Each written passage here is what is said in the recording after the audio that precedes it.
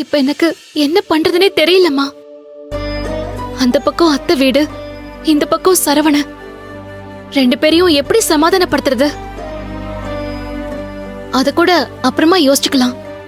ஆனா அதுக்கு முன்னாடி யாழ்னிய எப்படிப்பா சரவணனுக்கு கல்யாணம் பண்ணி வைக்கிறது?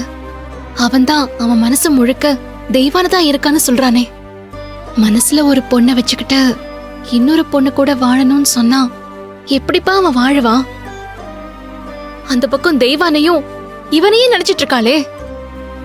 தெய்வானைக்கு என்ன முறை இருக்கோ அதே முறை யாழ்னிக்கும் இருக்குதான்.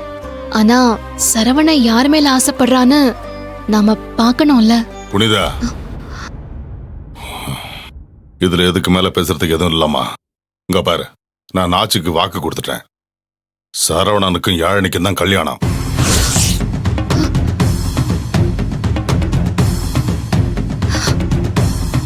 அப்பா, என்னப்பா இப்படி சொல்றீங்க? இதுதான் என்னோட முடிவு. அப்பா, என்ன நீங்களே இப்படி சொன்னா எப்படிப்பா? ஆமாங்க, இந்த விஷயத்துல இவ்ளோ அவசரப்பட்டு ஒரு முடிவு எடுக்கணுமா? கொஞ்சம் யோசிச்சு பண்ணலாமே. மரகதம், இப்ப இல்ல, சரவணனுக்கு யாழினியை தான் கல்யாணம் பண்ணணும்னு நான் எப்பவோ முடிவு பண்ணிட்டேன். என்னப்பா சொல்றீங்க? ஆமாமா, இன்னைக்கு நான் இந்த ஊருக்குள்ள மதிப்பு மரியாதையோட கௌரவமா வாழ்றேன்னா அதுக்கு ஒரே காரணம் என்னோட மாமனார், உன் அம்மாவோட அப்பா தணிகை வேளனாடதான்.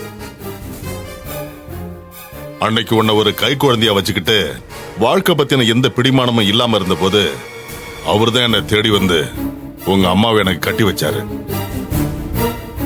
எனக்கு ஒரு வாழ்க்கையை கொடுத்தாரு. அவருக்கு இருந்த அவ்வளவு சொத்துல பாதியை எனக்கு எழுதி வச்சாரு. அதுக்கு பிறகுதான் என் வாழ்க்கையில எல்லாமே எனக்கு கிடைச்சது. அது எல்லாமே எனக்கு புரியுதுப்பா. ஆனா அதுக்கும் சரவண வாழ்க்கைக்கும் என்னப்பா சம்பந்தம்?